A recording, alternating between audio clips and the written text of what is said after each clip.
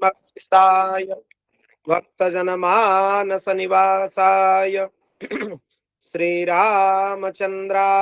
नमः। वागीसा यस्य वदने लक्ष्मीर्यस्य च वक्षसि यस्यास्ति हृदये संवित् तं नृसिंहमहं भजे। विश्वसर्ग विसर्गादि नवलक्षणलक्षितं श्रीकृष्णाख्यं परं धामं जगद्धाम नमामि तत्। प्रह्लाद नारद पराशर पुंडरीका व्यासंबरी ससुक सौनक भीष्मदलिभ्यं रुक्मंगदार्जुन वसिष्ठ विभीषणादीन् पुण्यानिमन् परम भागवतान् नमामि। श्री सीतानाथ समारंभं रामानंदार्य मध्यमम् अस्मदाचार्य पर्यन्तं वन्दे श्री गुरु परंपरां। रामानन्दमहं वन्दे वेद वेदांत पारगम राम मंत्र प्रदातारम सर्वलोकपकारकम। नमोस्तु रामाय सलक्ष्मणाय देव्यै च तस्यै जनकात्मजायै। नमोस्तु रुद्रेन्द्र यमानिलेभ्यो नमोस्तु चंद्रार्कमरुद्गणेभ्यः। श्रीराम जय जय राम श्रीराम जय जय राम श्रीराम जय जय राम। श्री सद्गुरुदेव भगवान की।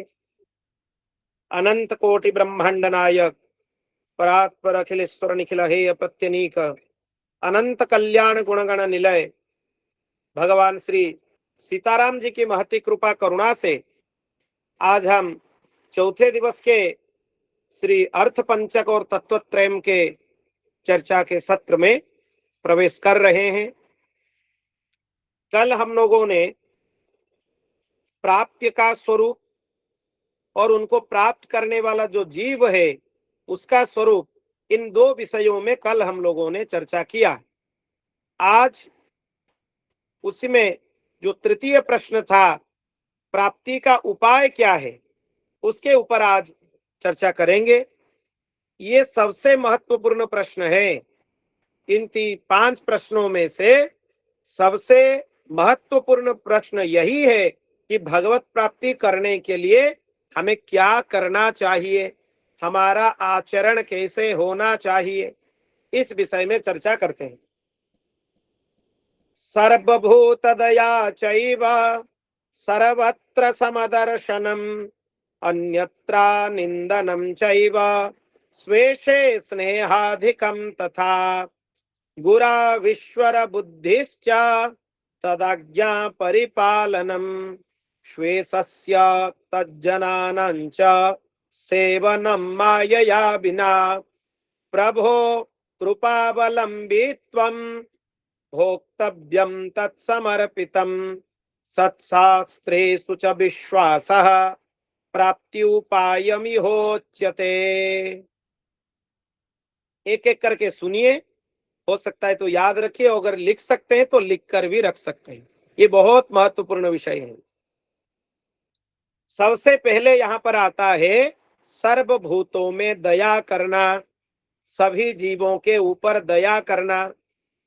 दया अगर हमारे मन में नहीं है तो फिर हमारी उपासना अधूरी है, ये समझना चाहिए।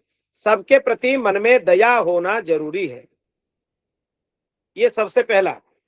और दूसरा है सर्वत्र समदर्शन।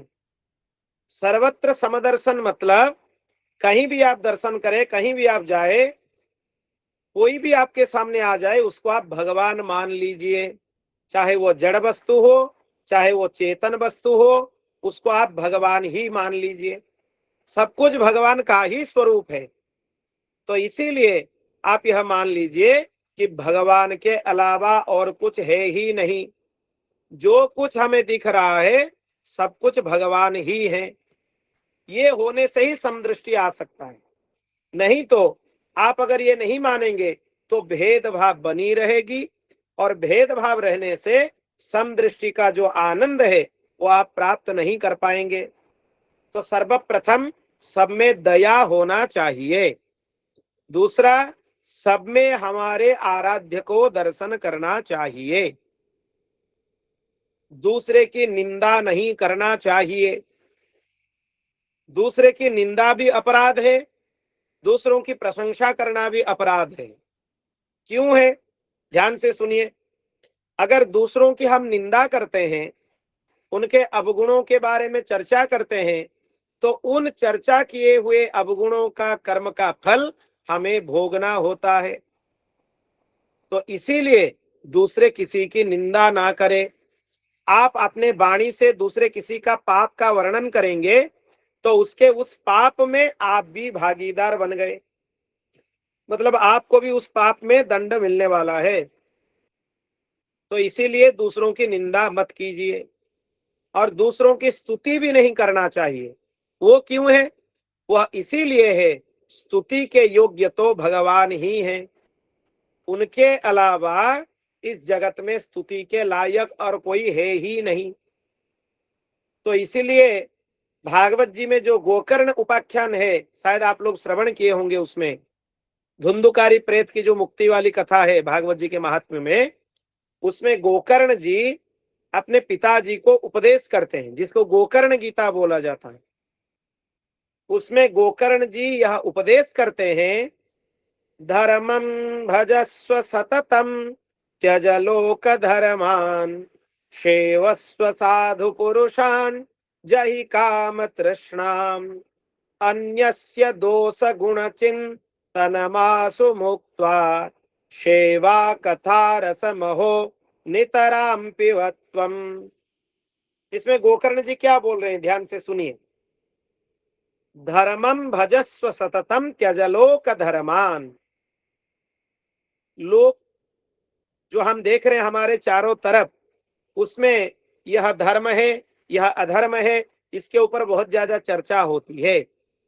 पर असल में धर्म क्या है? भगवान की निष्काम भाव से भजन करना ही धर्म है, परम धर्म है।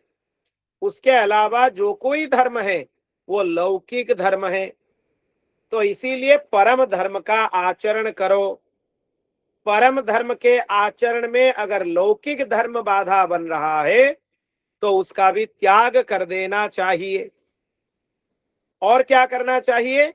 साधु सज्जनों की सेवा करना चाहिए। पर उसमें मन में यह भावना ना रहे कि सेवा के बदले हमें कुछ मिलेगा, उसमें पुण्य मिलेगा, सेवा के बदले कुछ मिलने वाला है। ये सोचकर आप सेवा कर रहे हो तो आपकी सेवा स्वार्थ है, वो फिर सेवा में गिना नहीं जाता। लोग खूब सेवा करते हैं और मन में यह सोचते हैं और बोलते भी रहते हैं लोगों को, हमने ये कर दिया, वो कर दिया, इस चीज का दान कर दिया, उस चीज का दान कर दिया। ये बोल रहे हो या मन में यह भावना है कि सेवा के बदले हमें कुछ पुण्य या कुछ भी मिलने वाला है, तो भूल जाइए कि आप सेवा कर रहे हो। ये तो स्वार्थ ही हो गया। तो इसीलिए सेवा करें और तुरंत उसको भूल जाएं। शास्त्र में तो यहां तक लिखा है, आप किसी को कुछ दे रहे हो या किसी का कुछ सेवा कर रहे हो तो मन में सोचो कि ये हमसे इनको ये मिलने वाला था, इसीलिए हम इनको कुछ दे रहे हैं। ये मत सोचिए कि हम इनके ऊपर कुछ एहसान कर रहे हैं देकर, कुछ कृपा कर रहे हैं, ये मत सोचिए। आप यह सोचिए कि हम जो भी दान कर रहे हैं या जो भी सेवा कर रहे हैं, इनको यह मिलने वाला था। ये सोचेंगे तो फिर बंधन से मुक्त हो जाएंगे। तो सेवस्व साधु पुरुषान जहि काम तृष्णाम। और आगे क्या बोल रहे हैं गोकर्ण जी? अन्यस्य दोष गुण चिंतनमासु मुक्त्वा। अन्य के दोष चिंतन, गुण चिंतन, इन दोनों से मुक्त हुई। अगर दोष चिंतन और गुण चिंतन से मुक्त नहीं होंगे तो दोष चिंतन भी बंधन है और गुण चिंतन भी आपके लिए बंधन है। तो इसीलिए दोनों से मुक्त होने का प्रयास कीजिए। चिंतन करना है तो भगवान के गुणगान करें, और दोष देखना है तो अपने ही दोष देखें। अपने अंदर जितने अवगुण भरे हैं उनको देखें, उनके तरफ दृष्टि डालें तो कल्याण होगा। इसीलिए दूसरे किसी की निंदा या दूसरे किसी की स्तुति नहीं करना चाहिए। और आगे क्या बोल रहे हैं, सेवा कथा रसमोहो नितराम पिबत्वम। खूब सेवा करो और भगवान की कथा सुनो। ये दो काम एक साथ होना चाहिए। आप कथा सुन रहे हो पर सेवा नहीं कर रहे हो तो आपके अंदर अहंकार आ जाएगा। और आप सेवा कर रहे हो, कथा नहीं सुन रहे हो, या कथा सुन रहे हो सेवा नहीं कर रहे हो, दोनों में अहंकार आ जाएगा आपके अंदर। तो ऐसे आप समझ लीजिए, सेवा को बैलेंस करने के लिए कथा चाहिए और कथा को बैलेंस करने के लिए सेवा चाहिए। आप कथा सुन रहे हो, आपका हृदय तभी विगलित होगा जब आप सेवा में लग जाएंगे। और खूब सेवा कर रहे हो, कथा सुनोगे तो उसमें आपको आनंद आ जाएगा। इसीलिए जीवन में दोनों की आवश्यकता है। और अपने जो आराध्य देव हैं उनमें स्नेह करना चाहिए, ये भी एक उपाय है। और गुरु में ईश्वर बुद्धि रखना चाहिए। गुरु जी को मनुष्य मत मानो, गुरु एक तत्व है, गुरु कोई मनुष्य नहीं है। आप गुरुदेव को मनुष्य मानते हो, मरण धर्मा मनुष्य मानते हो, तो ये आपके मूढ़ बुद्धि है। इस बुद्धि में आपके दुर्गति होने वाला है। गुरु साक्षात परब्रह्म, ये खाली बोलने के लिए नहीं है, इसको अनुभव भी करना है कि गुरुदेव ही साक्षात युगल सरकार है। गुरुदेव के अलावा हमारे कोई आराध्य नहीं है। हमारे आराध्य, उपास्य, इष्ट देव सब कुछ गुरुदेव ही हैं। ये समझ लेना चाहिए। बार बार भगवान श्री कृष्ण भागवत जी के एकादश स्कंद में बोलते हैं कि गुरु को मेरा ही स्वरूप समझ लो। गुरु में और मुझ में रंच मात्र का भी कोई भेद नहीं है। जो गुरु है वही हमारे इष्ट हैं और जो इष्ट हैं वही गुरुदेव हैं।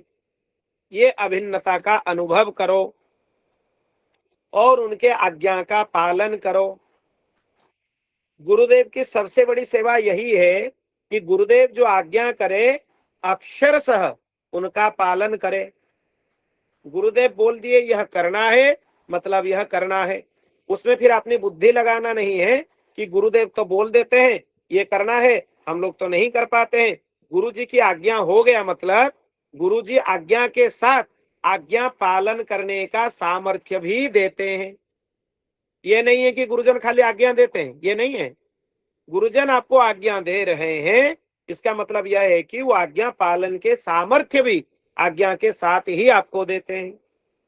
तो इसीलिए अक्षरशः गुरुदेव की आज्ञा का पालन करें और कपट छोड़कर अपने उपास्य देव और उनके भक्त जो प्रेमी हैं उनकी सेवा करें।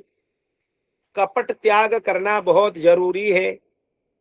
कुछ कुछ लोग ये करते हैं, कुछ लोगों की सेवा इसीलिए करते हैं कि इनसे हमें कुछ मिलने वाला है, चाहे ज्ञान हो, चाहे उसमें और कोई भौतिक वस्तु हो सकती है। मन में अगर यह भावना रहे कि इनकी खूब सेवा करने से ये रीझ जाएंगे और हमें ये दे देंगे, तो फिर समझ लीजिए आप सेवा नहीं, आप कपटता कर रहे हो। ये कपट है, ये छल है, ये नहीं करना चाहिए।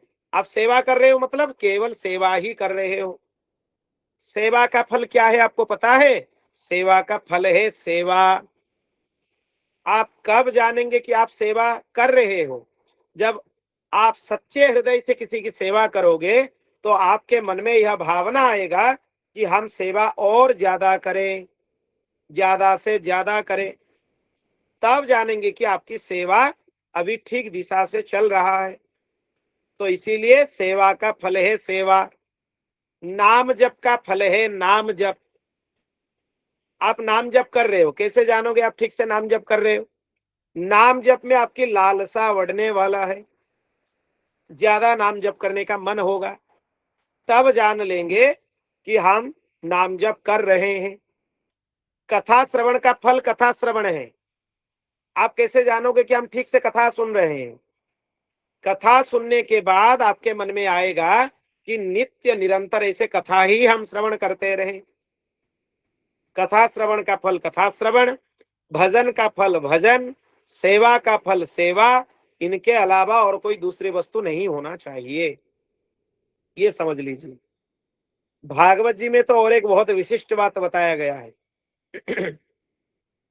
धर्मः सोनुष्ठितः पुंसा विश्वक्सेन कथा सुय नोत्पादयेत यदि रतिम श्रम एव हि केवलम। आपको स्वयं से यह प्रश्न करना चाहिए कि हमसे धर्म का पालन ठीक ठीक हो रहा है या नहीं हो रहा। उसका लक्षण क्या है कि हमारे द्वारा धर्म का पालन हो रहा है। उसका लक्षण यही है कि अगर भगवान की कथा सुनने में आपके मन में लोभ उत्पन्न हो रहा है, लालसा उत्पन्न हो रहा है, तब जान लीजिए आपसे धर्म का पालन ठीक ठीक बन रहा है, आप उचित प्रकार से धर्म का पालन कर रहे हो। अगर खूब धर्म का पालन कर रहे हो पर भगवान की कथा के लिए आपके मन में लोभ नहीं है, लालसा नहीं है, तब समझ लीजिए धर्म पालन तो आप कर रहे हो, ये सोच रहे हो कि धर्म पालन कर रहे हो, पर असल में आपके द्वारा कोई धर्म का पालन नहीं हो रहा है। यही लक्षण है। धर्म पालन ठीक ठीक होगा तो भगवत कथा सुनने की लालसा उत्पन्न होगी। कुछ लोग प्रश्न करते हैं, हम लोग भजन करने बैठ जाते हैं, नींद आ जाती है। ये प्राय कुछ कुछ लोगों को होता रहता है। वो इसीलिए है, हमें भजन करने में उतनी तल्लीनता या उतनी महत्व बुद्धि अभी तक नहीं आया है। गुरुदेव ये चीज बोलते थे, बहुत बार बोले हैं, और पूज्य परम गुरुदेव श्री भक्तमाली जी महाराज भी इस प्रश्न का उत्तर यह दे रहे थे कि हे महानुभव, जब आप रुपया पैसा गिन रहे हो तब आपको नींद आ रहा है क्या? तो लोग बोलते हैं कि नहीं आ रहा है प्रभु। अगर नहीं आ रहा है तो भजन करने में आपको नींद क्यों आ रहा है? आप रुपया गिनने में आपको नींद इसीलिए नहीं आता है क्योंकि रुपया के प्रति आपके मन में महत्व बुद्धि है। अगर वही महत्व बुद्धि भजन करने में हो जाए, एक एक नाम में आप डूब जाएंगे, खो जाएंगे, इतने आनंदित हो जाएंगे। एक एक मंत्र में मंत्र के अर्थ चिंतन करते हुए जाप करेंगे, मंत्र के ऋषि का चिंतन करते हुए जाप करेंगे, मंत्र के छंद का चिंतन करते हुए जाप करेंगे, तो मंत्र में ही आप खो जाएंगे, मंत्र में ही तल्लीनता आ जाएगी। उसमें महत्व बुद्धि नहीं है। बस हम लोगों के लिए अभी ये हो गया है, गुरुदेव इतना नियम दिए हैं तो उसको एक टास्क के जैसे कंप्लीट करना है। जैसे होमवर्क दिया जाता है बच्चों को, आप इतने होमवर्क करके आओ, तो हम लोग ऐसे ही समझ लेते हैं नित्य के लिए हमारे इतने होमवर्क है, गुरुजी दिए हैं तो बस उनको पूरा कर लेना है, इसलिए उसका आनंद हम नहीं ले पाते। असल में आप अगर जाप करने में, नाम जप हो या मंत्र जप हो, आपकी तल्लीनता रहे तो खूब खूब आनंद आप ले सकेंगे उसमें। और उसका भी एक लक्षण है, अगर सच में डूबते हुए आप जाप करेंगे तो आप देखेंगे जितनी माला करने में आपको आधा घंटा लग रहा था, धीरे धीरे टाइम बढ़ता हुआ जाएगा, घटता हुआ नहीं जाएगा। ये नहीं होगा कि आज आधा घंटे में हो रहा है तो कल 20 मिनट में हो जाएंगे, ऐसे नहीं है। आज आधा घंटे में हो रहा है क्योंकि तल्लीनता थोड़ा कम है, हम कम डूबे हुए हैं। ज्यादा डूब जाएंगे तो एक एक मंत्र में हमारा रुकाव ज्यादा होगा। आराम से करेंगे, धीरे धीरे करेंगे, तो जो चीज आधा घंटे में हो रहा था आप देखोगे धीरे धीरे उसमें 40 मिनट लग रहा है, और भी टाइम थोड़ा थोड़ा 5-10 मिनट ज्यादा लगता है। तो जान लीजिए कि असल में आपको जाप का फल मिल रहा है। व्यग्र चित्त होकर मंत्र का जप नहीं करना चाहिए। व्यग्र चित्ते हतो जपः, संसार का चिंतन करते हुए, दूसरे किसी विषय का चिंतन करते हुए अगर मंत्र का जाप करोगे तो मंत्र में जो आनंद हमें मिलना चाहिए वो आनंद आपको मिल नहीं पाएगा। और एक चीज है, अगर नींद आ जाती है आपको ज्यादा जाप करने में तो आंख खोलकर जाप कीजिए, बंद करने की कोई जरूरत नहीं। बंद करके भी ध्यान किया जा सकता है, आंख खोल के भी ध्यान किया जा सकता है। दोनों ही परिस्थिति में आप ध्यान कर सकते हैं। तो इसीलिए अगर आपको नींद आ रहा है तो आंख खुला रखिए, आराम से बैठ जाइए और जो गुरु मंत्र है विधिवत उसका जाप कीजिए, यह होना चाहिए। और सर्व उपाय शून्य हो जाए, ये बहुत बड़ी चीज है। आप अगर मानोगे कि भगवान को पाने के लिए हमारे पास कुछ उपाय है तो भगवान आपसे बहुत दूर है। आप अगर थक जाओगे, हे भगवान हम सभी प्रकार के उपाय का अवलंबन करते हुए थक गए और अभी हम कोई दूसरा उपाय का अवलंबन करने का औचित्य नहीं समझते हैं, अब प्रभु आप ही हमारे एक भरोसा है आपके ऊपर, आपके अलावा हमारा कोई दूसरा नहीं है, तो आप अगर हमें मिलोगे तो आपके कृपा के बल पर ही मिल जाइए, ये निवेदन करना है भगवान को। हमारे पास कोई सामर्थ्य नहीं है कि हम कुछ करें और आप मिल जाएं।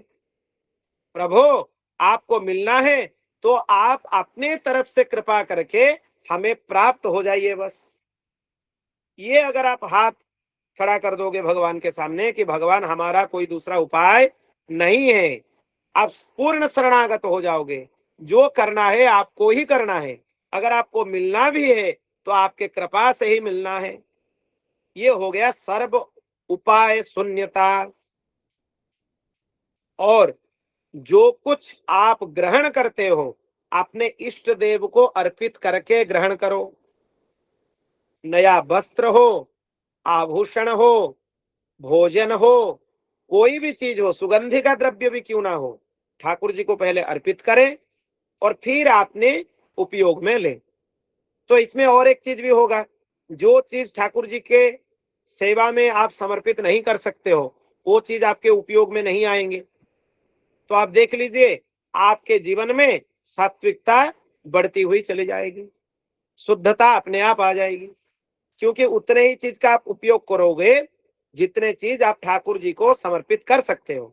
और कोई भी अशास्त्रीय चीज है उसको आप ठाकुर जी को समर्पित नहीं कर सकते हो। तो इसीलिए भोजन में, वस्त्र में, आभूषण में, सुगंधि द्रव्य में, कोई भी चीज हो आप ठाकुर जी को अर्पित करोगे तो उसमें भी शुद्धता आ जाएगी। और किसी के दुख आप अपने सामने देखते हो, वो दुख में है तो उसके दुख निवारण का प्रयत्न करना चाहिए, ये भक्त का लक्षण है। ये नहीं है कि कोई दुखी है उसको आप देखकर वहां से चले गए, उसका दुख तो उसका है, हमारा उससे क्या लेना देना, ये चिंतन, ये भावना भक्तों के अंदर नहीं होना चाहिए। ये होने से फिर आप भक्ति तो नहीं कर रहे हो, आपके अंदर ढोंग और पाखंड ही हो रहा है, क्योंकि भक्त से ऐसा नहीं हो सकता है। भक्त के हृदय में अपार दया होती है, अपार दया, चाहे अपना सर्वस्व ही क्यों ना मिट जाए, पर कोई कष्ट में है सामने वाला तो उसके लिए भरपूर प्रयत्न करते हैं। सेठ श्री जयदयाल गोविंद जी का नाम आप सुने होंगे, गीता प्रेस के संस्थापक हैं। जब बंगाल में लोगों को खाने के लिए मिल नहीं रहा था, एक समय था, अकाल था, तो अपना धन का उपयोग खूब किए, खूब उदारता पूर्वक किए। तब उनके लोग आकर उनको बोले कि देखिए धन का एक बहुत बड़ा अंश समाप्त होने वाला है, हो ही गया है समझ लीजिए, और कुछ दिन ऐसे चलता रहा तो फिर आपके पास कुछ नहीं रहेगा। तो ये जो उपक्रम है सेवा का, ये कब तक चलाएंगे आप? तब सेठ जी क्या उत्तर दिया आपको पता है? उनके नेत्र भर आए, सेठ जी के नेत्र।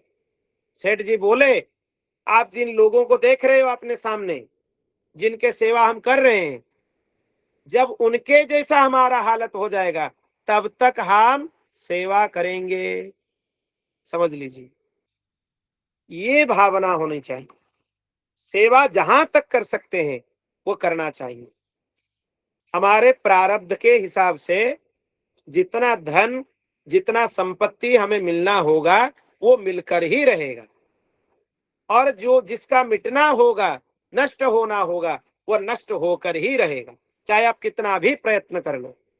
काम तो करना है, प्रयत्न तो खूब करना है, प्रयास तो खूब करना है, पर अगर नहीं मिल रहा है तो उसमें यह सोच लीजिए कि ये मिलने का जो भाव है ये प्रारब्ध के अनुसार ही होता है। तो इसीलिए दूसरों के दुख दूर करने के प्रयत्न करना चाहिए। अब देखिए, सबके प्रति आत्मदृष्टि रखें। जो आत्मा हमारे अंदर है वही आत्मा सबके अंदर है, तब आप भय से निवृत्त हो जाएंगे। क्योंकि देखिए, आपके सामने वाले के अंदर जो आत्मा है वही आत्मा आपके अंदर है। अगर वो सूक्ष्म शरीर स्थूल शरीर के भेद से विकार को मान लेता है तब जीवात्मा अलग हो जाता है। नहीं तो आज तक हम लोग यही समझते थे कि मेरा आत्मा अलग है, उसकी आत्मा अलग है, उसकी आत्मा आत्मा अलग नहीं होता है। आत्मा सबके एक ही है, सबके एक ही है। ये किसी भी उपनिषद में आप देख लीजिए, किसी भी वेद में देख लीजिए, गीता जी में ही देख लीजिए, भागवत जी के एकादश स्कंद में देख लीजिए, हर जगह आपको यह मिलेगा कि आत्मा सबके एक ही है। जीवात्मा का भाव जब आ जाता है तब अलग हो जाता है, विकार को अपना मान लेता है तब अलग हो जाता है, नहीं तो आत्मा सबके एक ही है। अगर आत्मा एक है तो सामने वाले के अंदर जो आत्मा है वही आत्मा हमारे अंदर भी है। ये सोचोगे तो आप राग द्वेष से मुक्त हो जाओगे। सबसे बड़ी चीज भक्तों के जीवन में यह होना चाहिए, समदर्शी होना चाहिए भक्त। समदर्शी क्या है? दुख में और सुख में कोई भेद नहीं होगा। क्यों? आप जिसको दुख मानते हो वो आपके द्वारा चिंतन किया गया दुख है, असल में वो दुख नहीं है। आप सोचते हैं हमें ये चीज मिलने वाला है, आप अपने मन से ही सोच लिए, बाद में वो चीज आपको मिला नहीं तो मन में अपार कष्ट उत्पन्न हुआ, तो वही कष्ट को आप दुख मान लिए। इसीलिए मान लिए क्योंकि पहले से आप ये निश्चय कर लिए थे कि ये चीज हमें मिलने वाला है। तो अपने स्वयं के दुख के कारण कौन है? फिर हम स्वयं ही हैं, क्योंकि हमारे चिंतन में ही हम ऐसे चिंतन करते हैं, ये होना चाहिए, वो होना चाहिए, ये मिलना चाहिए, वो मिलना चाहिए। फिर प्रारब्ध के अनुसार जिसको होना होगा वही होता है और हम दुख में टूट जाते हैं। तो इसीलिए दुख की कोई स्थिति है ही नहीं। दुख और सुख ये दोनों में समदर्शी होना चाहिए। और किसमें होना चाहिए? निंदा और स्तुति दोनों में समदर्शी होना चाहिए। आप जानते हो, निंदा को आप सहजता से पचा लोगे, पर स्तुति को, आपकी प्रशंसा को आप सहजता से पचा नहीं पाओगे। ये सबसे कठिन है पचाना इसको। ये सुनकर आपको आश्चर्य होगा, आप बोलेंगे आप तो उल्टा ही बोल रहे हैं। नहीं, निंदा तो आप झेल लेंगे, कोई आपकी निंदा कर रहा है, आपके कान में आया, पर कोई आपके सामने आपकी प्रशंसा कर दे तो उसमें इतने फूल जाएंगे आप, इतने आपका हृदय उसमें प्रफुल्लित हो जाता है, फिर दूसरे भावनाओं में ही हम चले जाते हैं, अहंकार अपनी सीमा लांघ लेता है। तो इसीलिए निंदा और स्तुति दोनों में समदर्शी होना चाहिए। शीत और ग्रीष्म इसमें भी समदर्शी होना चाहिए। और लाभ और हानि इसमें भी समदर्शी होना चाहिए। यही चीज बताया जाता है। भक्त के जीवन ऐसे होना चाहिए कि ना तो बहुत ज्यादा टूट गए और ना ही बहुत ज्यादा प्रफुल्लित होकर खुश हो गए। भक्त तो समदर्शी ही रहता है। हर किसी भी परिस्थिति में आप एक भाव में ही रहे, यही भक्त का लक्षण है। तो इसीलिए भगवान की उपासना करें, अपने इष्ट देव की उपासना करें और दूसरे देवी देवताओं की निंदा बिल्कुल ना करें। ये सबसे बड़ी चीज है। ये लोगों से गलती होती है। लोग बोलते हैं हमारे वाले इष्ट तो ये हैं, ये सर्व शक्तिमान हैं, आपके वाले जो इष्ट देवता है वो थोड़े कम हैं हमारे वाले से, यही गलती होता है। अगर आप भागवत जी को ठीक से पढ़ते तो ये कितना बड़ा अपराध है आपको पता चल जाता। नारायण कवच एक षष्ठ स्कंद में आता है, सुने हैं आप? नारायण कवच जो विश्वरूप जी इंद्र को उपदेश किए थे, नित्य लोग इसका पाठ भी करते हैं। नारायण कवच हरिर्विदध्यान मम सर्व रक्षान्यस्तांग्रि पद्म पतगेंद्र पृष्ठे दरारि चर्म सिगदेशु चापो पासन दधानोष्ट गुणष्टो बाहु, इस प्रकार के वो स्तोत्र होता है। उसमें भगवान को निवेदन किया जाता है कि भगवान हमें ये अपराध से आप बचाइए। और कौन से अपराध से, भगवान के किस स्वरूप हमारी रक्षा करते हैं, वो नारायण कवच में लिखा हुआ है। उसमें यह मंत्र आता है, श्लोक आता है, हयसिर सामम पथिदे बहेलनाथ। अगर मार्ग में कोई देवी देवताओं की अवहेलना हमसे हो जाए, अपमान हो जाए, अपराध हो जाए, तो भगवान हयग्रीव हमारी रक्षा करें। उस अपराध से भगवान हयग्रीव हमारी रक्षा करें। इसका मतलब यह है कि भगवान के अलावा दूसरे देवी देवताओं की आप निंदा करते हो, अपमान करते हो, उनको नीचा दिखाते हो, तो वह एक भगवत अपराध है। कोई भी देवी देवता वो भगवान से पृथक नहीं है, वो भगवान के ही विभूति हैं। और उन देवी देवताओं के भी इष्ट भगवान हैं। आप उनके पूजन करते हो तो परोक्ष से वो पूजा भगवान तक ही जाता है। तो इसीलिए यह अहंकार ना रखें, हम वैष्णव हैं तो हम शिव जी की खूब निंदा करें, भगवती की खूब निंदा करें, या और दूसरे देवी देवताओं की खूब निंदा करें, ये नहीं करना चाहिए। आप अपने भाव में रहो, अपने इष्ट देव का खूब उपासना करो, कोई मना नहीं है उसमें, और दूसरे देवी देवताओं की वहां पे निंदा मत करो। तुलसीदास जी से क्या आप ज्यादा अनन्य हो? तुलसीदास जी अपने विनय पत्रिका में, मानस जी में सभी देवी देवताओं का वंदन करते हैं, सभी देवी देवताओं का। आप विनय पत्रिका खोल के देख लीजिए, सर्वप्रथम गणपति का वंदन है, गणपति वंदन, सूर्य वंदन, भगवती का वंदन, शिवजी का वंदन, और काल भैरव भगवान का वंदन, फिर भगवान का वंदन, उनके समस्त परिकरों का वंदन, सब कुछ प्रकरण आता है।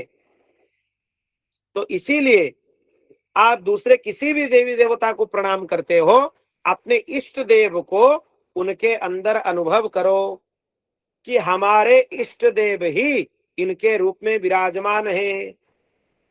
तो फिर देवताओं के अपराध नहीं बनेंगे, देवताओं को गाली देना बंद करो। और भगवत भक्ति शिवजी की कृपा से ही मिल सकता है, ये ध्यान में रखो। आप शिवजी की उपेक्षा करते हो, भगवती की उपेक्षा करते हो और सोचते हो कि हम बहुत बड़े भक्त हैं, ये नहीं हो पाएगा।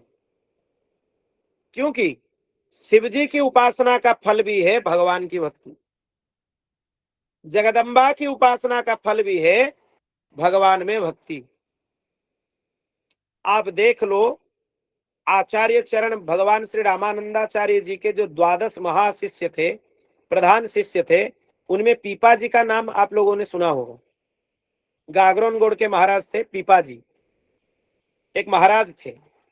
उनके आराध्य इष्ट देव थे भगवती दुर्गा, वो भगवती के अनन्य उपासक थे। जब भगवती उनके ऊपर प्रसन्न हो गए, एक दिन उनके राज्य में कुछ साधु संत आ गए, तो वो लोग भगवती को निवेदन किए कि आप इस राजा को अपने पास फंसा कर क्यों रखे हो, इसको आगे बढ़ने दो। फिर स्वप्न में भगवती पीपा जी को आकर बोली कि आप जाओ, काशी में पंचगंगा घाट पर स्वयं भगवान श्री रामचंद्र श्री रामानंदाचार्य जी के रूप में हैं, आप उनके शरणागत हो जाओ। तो भगवती भी भगवान के पास ही भेजती है। जो भगवान के द्रोही है, शिव जी उसको अपना भक्त नहीं मानते हैं, और जो शिव जी का द्रोही है उसको भगवान अपना भक्त नहीं मानते। हरिहर में अपार प्रेम है, अपार प्रेम। हरि और हर ये दोनों भिन्न नहीं हैं, ये एक ही है। इनके स्मरण करते हुए एक पौराणिक श्लोक का ध्यान आ रहा है, जिसमें एक ही श्लोक में हरि और हर का बंधन किया गया है। उसका हम स्मरण करते हैं। आप भी इसका ध्यान से सुने और आनंद लें। द्योतौ शंखौ कपालौ भूषित करौ मुक्तास्ति मालाधरौ देवो द्वारावती श्मशान निलयो नागारिगो वाहनम दैत्राक्ष बलिदक्ष यज्ञ मथने श्रीशैलजा वल्लभम पापम में हरतु स्वयं हरिहरो श्रीवत्स गंगाधरो। क्या बोला जा रहा है देखिए। द्योतौ शंखौ कपालौ भूषित करौ, एक के हाथ में शंख है तो दूसरे के हाथ में कपाल है। शंख किनके हाथ में है? भगवान श्री हरि के हाथ में। और कपाल किसके हाथ में है? शिव जी के हाथ में। फिर मुक्तास्थि माला धरो, भगवान श्री हरि के गले में मुक्ता की माला है, तो शिव जी के गले में अस्थि माला है, मुंड माला है। कितना अद्भुत है देखिए, एक श्लोक में दोनों का बंधन किया जा रहा है। देवो द्वारावती श्मशान निलयो, एक का निवास द्वारिकापुरी में है तो दूसरे का निवास स्मशान में है। तो द्वारिकापुरी में भगवान श्री हरि का निवास है और स्मशान में भगवान श्री शिव जी का निवास है। देवो द्वारावती श्मशान निलयो नागारिगो वाहनम, नागस्य अरि, नाग की अरि मतलब शत्रु कौन है? गरुड़ जी हैं, वो नाग के शत्रु हैं। भगवान के वाहन कौन है? गरुड़ जी हैं। और शिव जी के वाहन वृषभ हैं, नंदी हैं। नागारिगो वाहनम। और दोनों ही भगवान दो यज्ञ नष्ट किए हैं, भंग किए हैं। आपको याद है भगवान जब वामन अवतार धारण किए तो राजा बलि का यज्ञ को बंद करवाए, और भगवान शिव दक्ष प्रजापति का यज्ञ को बंद करा दिए। दोनों ही भगवान दो यज्ञ को बंद करवाए। कितने अच्छे तुलनात्मक समीक्षाएं देखिए, एक श्लोक में बराबर बंधन चल रहा है दोनों। और श्री शैलजा वल्लभम, श्री मतलब श्री जी, भगवती जानकी जी, भगवती महालक्ष्मी या भगवती राधा रानी, ये श्री जी हैं। एक के स्वरूप शक्ति श्री जी है तो दूसरे के शक्ति शैलजा। शैलजा मतलब पर्वत की कन्या, पर्वत की कन्या पार्वती एक की पत्नी है और दूसरे की पत्नी श्री जी है। इसीलिए हे भगवान हरिहर, हमारे पाप को आप नष्ट करें। श्रीवत्स गंगाधरो, एक के हृदय में श्रीवत्स चिन्ह है तो दूसरे के मस्तक पर भगवती गंगा जी हैं। श्रीवत्स गंगाधरो। श्री हरिहर भगवान की जय। एक साथ दोनों का स्मरण हो जाता है इसमें। तो हरिहर में अपार प्रेम है। आप जानते हो हमारे भगवान आचार्य चरण श्री रामानंदाचार्य जी एक शिवराम स्तोत्र लिखे हैं। एक ही स्तोत्र में शिव जी का और राम जी का स्मरण होता है। कितना अद्भुत रचना है आचार्य चरण का। ये कब लिखे आचार्य चरण? जब वो दक्षिण भारत के दर्शन के लिए गए थे तो कांचीपुरी जिसको हम बोलते हैं, कांचीपुरी में एक है शिवकांची और दूसरा है विष्णुकांची। तो शिवकांची और विष्णुकांची में हर समय द्वंद्व रहता था। शिव जी वाले विष्णु जी को नहीं मानते और विष्णु जी वाले शिव जी को नहीं मानते, उनमें एक कलह रहता था। तो जब आचार्य चरण पहुंचे तो वो दोनों को एक साथ बिठाए, वैष्णवों को भी बिठाए और शैवों को भी बिठाए। फिर उनके बीच में बैठकर वो शिवराम स्तोत्र का पाठ किए। हम कभी करेंगे, समय मिले तो देखेंगे, कल अगर प्रकरण पूरा हो जाए तो उसका आनंद अवश्य ही आप लेंगे। वो शिवराम स्तोत्र बहुत अद्भुत है। आप उसको गूगल से भी प्राप्त कर सकते हैं, किसी को पाठ करने का मन हो तो उपलब्ध है, उसको आप पाठ कर सकते हैं। बहुत अद्भुत स्तोत्र है। आचार्य चरण की जीवनी भी बहुत अद्भुत है। उनके जीवनी भी कभी समय देकर सुनना चाहिए। हम भैया को निवेदन करेंगे, कभी समय मिले तो अवश्य एक सत्र श्री आचार्य चरण के जीवनी के ऊपर किया जाना चाहिए। आचार्य चरण के जन्म से लेकर भगवत धाम जाने तक 259 वर्ष हमारे आचार्य चरण धरती पर कितने साल रहे पता है आपको? 259 वर्ष, सबसे लंबा समय। तो उनका चरित्र भी अवश्य होना चाहिए। जी, दास एक बार करा चुका है और दूसरी बार आपसे निवेदन करेंगे। जी जी जी। तो विस्तार से उनका चरित्र सुनने से उनमें बहुत सारा अद्भुत अद्भुत चरित्र आता है। तो भगवान हरिहर के बीच में भेद नहीं करना चाहिए और गुरु जी को ईश्वर मानना चाहिए, ये तो हम चर्चा कर चुके हैं। आचार्य आज्ञा का पालन करना चाहिए और श्रद्धा रखना चाहिए। श्रद्धा क्या है? हम लोग किसी भी बात में बोल देते हैं कि हमारे मन में अपार श्रद्धा है, कहीं भी बोल देते हैं, और यह भी बोल देते हैं श्रद्धा है तो दूसरे चीज की आवश्यकता नहीं है। आपको पता है श्रद्धा क्या है? शास्त्रेषु गुरुवाक्येषु विश्वास इति श्रद्धा। शास्त्र में, गुरुवाक्य में अपार विश्वास को ही श्रद्धा बोला जाता है। तो आप खाली मन से ही बोल दिए श्रद्धा है तो उसको श्रद्धा नहीं बोलते हैं। श्रद्धा का मतलब यही है, शास्त्र के ऊपर आपकी अपार विश्वास है और गुरु वचनों में आपकी अपार विश्वास है, इसी को ही श्रद्धा बोला जाता है। यही श्रद्धा की परिभाषा है। तो देखिए, आपके अंदर श्रद्धा है तो आप शास्त्र का उल्लंघन कभी नहीं करेंगे और ना ये बोलेंगे हमारे अंदर श्रद्धा है तो नियम की कोई आवश्यकता नहीं है। ये जो लोग बोलते हैं उनको श्रद्धा का अर्थ ही पता नहीं है। ऐसे बहुत सारे विषय होते हैं हमारे जीवन में जिन शब्दों का अर्थ हमें पता नहीं होता है। हम किसी का कुछ मान लेते हैं और लोग हमें खूब उसमें पागल बनाते हैं। आपको पता है, वेद में एक मंत्र आता है, वेदों में न तस्य प्रतिमा अस्ति, ये एक वाक्य लिखा है वेद में। भगवान की कोई प्रतिमा नहीं है। तो इसको कुछ शास्त्र विरुद्ध संप्रदाय यही पंक्ति को उठाकर हम लोगों को दिखाते हैं। आप लोग देख लो कि भगवान जो आप बोलते हो इतने प्रतिमा का पूजन करते हो, प्रतिमा पूजन तो वेद में मना किया गया है। उन मूर्खों को यह पता नहीं है कि व्याकरण में प्रतिमा शब्द का अर्थ समकक्ष है। अमर कोश भी कभी कभी पढ़ लेना चाहिए। जो शब्द का अर्थ व्याकरण में जो है उसी प्रकार उसका अर्थ करना चाहिए। एक एक शब्द का 10-10 प्रकार के अर्थ होते हैं और प्रकरण के हिसाब से ही उनका अर्थ किया जाता है। न तस्य प्रतिमा अस्ति, इसका अर्थ यही है कि भगवान के समकक्ष दुनिया में दूसरा कोई नहीं है।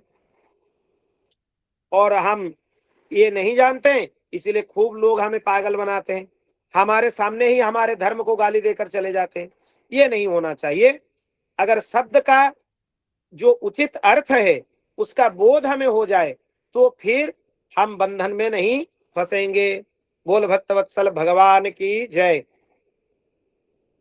तो फिर इसी प्रकार हमारे जीवन में भगवत प्राप्ति के लिए प्रयत्न करते रहना चाहिए। हमारे जीवन में भगवान नाम को सर्वोत्तम आधार बना लेना चाहिए। नाम का आश्रय मत छोड़िए। यही अर्थ पंचक के अंदर भगवत प्राप्ति का उपाय है। ये संक्षेप में हम वर्णन किए। अब देखिए भगवत प्राप्ति का फल क्या है, ये चौथा प्रश्न है। अभी इसका थोड़ा हम अवलोकन कर लेते हैं। कल अंतिम पर्याय में भगवत प्राप्ति के विरोधी तत्वों का थोड़ा श्रवण करेंगे, और एक प्रकरण जो तत्वत्रयम लिखा हुआ है, 3 तत्व क्या है, पहले दिन हम बताए थे थोड़ा थोड़ा उसके बारे में, तो उसको भी कल थोड़ा देखेंगे। जो वैष्णव मताब जो भास्कर है, आचार्य चरण के स्वयं उपदेश किया हुआ पुस्तक, उसी में आचार्य चरण स्वयं भगवान श्री रामानंदाचार्य जी इस तत्वत्रयम के बारे में प्रवचन किए हैं। तो उन्हीं की वाणी को आधार लेते हुए कल हम लोग तत्वत्रयम की भी चर्चा करेंगे। अब देखिए भगवत प्राप्ति का फल क्या है। प्रारब्धम परिभुंजार्थम भित्वा सूर्यादिमंडलम प्रकृतेर्मंडलम त्यक्त्वा स्नात्वा तु विरजाम्भसा सवासनम देहद्वयम विसृज्य विरजो भवेत् अतिवेगेन तान्तिर्वा प्राप्य साकेतकं तथा प्रविश्य राजमार्गेण सप्तावरण संयुतम नानारत्नमयं दिव्यै राम भवन शुभम तत्र श्री भरताद्यैश्च सेव्यमानं सदा प्रभुं विराजमानं वैदेह्या रत्न सिंहासने शुभे स्वभावनया श्रीरामं प्राप्य सर्व सुखप्रदं परमानंदमयो भूत्वा वस्थानं फलमुच्यते। यही भगवत प्राप्ति का फल है। अब देखिए इसका फल क्या है, ध्यान देकर सुनिए। प्रारब्ध जब आपका भोग हो जाता है, मतलब आपकी मृत्यु हो जाती है, फिर अगर आप भगवत प्राप्ति करने वाले हो तो सूर्यादि मंडल को भेद कर, प्रकृति मंडल को त्याग कर बिरजा नदी के जल में स्नान करते हो। कल हम लोग इसके बारे में चर्चा कर रहे थे, हम संकेत किए थे वहां पर कि ये प्रकरण आने वाला है फल में, तो यही आ गया। देखिए आप ये जो सृष्टि की सीमा है, सप्तावरण, भूलोक, भुवरलोक, सोलोक, महलोक, जनलोक, तपलोक और सत्यलोक। सत्यलोक ब्रह्मलोक है। ये ब्रह्मलोक तक ये जो सप्तावरण है, इसको आप भेद कर लोगे, इसका भेदन कर लोगे, भेदन करके आप पार हो जाओगे। फिर सृष्टि के उस पार एक नदी आती है, उसकी नाम बिरजा नदी है। उसमें स्नान करने से आपका वासना नष्ट हो जाएंगे, आपके सूक्ष्म शरीर और कारण शरीर वही नदी में ही नष्ट हो जाएंगे। क्योंकि जब तक कारण शरीर सूक्ष्म शरीर नष्ट नहीं होता है, तब तक आप भगवत प्राप्ति नहीं कर सकते हो। तो बिरजा नदी में ही नष्ट हो जाता है। फिर आगे आप नदी को पार कर लोगे तो नदी के उस पार साकेत लोक का राजमार्ग है, जिससे चलकर आप नित्य साकेत धाम को जाओगे। उसका मार्ग फिर प्रशस्त हो जाता है, और उसमें भी सप्तावरण है। ये प्रकृति मंडल के भी 7 आवरण हैं, और जो नित्य साकेत धाम है उसमें भी 7 आवरण हैं। आप उनका भेदन करते हुए ही आगे जाओगे भगवान के पास। फिर जब 7 आवरणों को आप पार हो जाओगे, फिर नाना रत्नमय दिव्य श्री राम भवन में, जो नित्य कनक भवन है, भगवान की नित्य निवास स्थली है साकेत में, कनक भवन बोला जाता है उसको भी, नित्य कनक भवन हो। उस कनक भवन में आप प्रवेश करोगे। जो ये अयोध्या जी में कनक भवन है, वो राजा विक्रमादित्य के द्वारा बनाया हुआ है। उस समय जो कनक भवन का स्वरूप था, उसको भी सप्तावरण ही बनाया गया था। 7 आवरण हुआ करते थे। हम सुने प्रामाणिक आचार्यों से कि कनक भवन, जो प्राचीन कनक भवन होता था, उसमें 7 आवरण होते थे। उनको पार करने के बाद ही आप मूल मंदिर में प्रवेश करते थे। जो मुख्य भवन है वो उसी तरीके से बनाया गया था जिस तरीके से नित्य साकेत धाम का वर्णन है। और अयोध्या जी में कभी आप दर्शन के लिए जाएं कनक भवन का दर्शन करें तो आप यही समझ लीजिए कि ये पृथ्वी मंडल के अंदर ठाकुर जी का नित्य निवास स्थली है। ये नित्य साकेत से कोई कम नहीं है, वो नित्य साकेत ही है। तो नित्य साकेत में राम भवन में, कनक भवन में आप प्रविष्ट हो जाओगे। फिर वहां पर जाकर देखोगे भरतादि के द्वारा भगवान सेव्य हैं, वो सेवा कर रहे हैं। उनके वाम भाग में वैदेही विराजमान है। वैदेही मतलब जानकी जी। उनको वैदेही क्यों बोला जाता है? राजा जनक जी को विदेह बोला जाता है। वो वेदांत का ज्ञान उनको इतना था, वो देह भाव से ऊपर हो गए थे, इसीलिए उनको विदेह बोला जाता है। उनके कन्या होने से जानकी जी को वैदेही बोला जाता है, या विदेह राज तनया बोला जाता है, विदेह राज नंदिनी ये भी बोला जाता है जानकी जी को। तो जानकी जी ठाकुर जी के वाम भाग में सिंहासन पर विराजमान है। वो भगवान को, राम जी को प्राप्त होना, उनकी प्राप्ति ही इस भगवत प्राप्ति के मार्ग का फल है। यही फल है।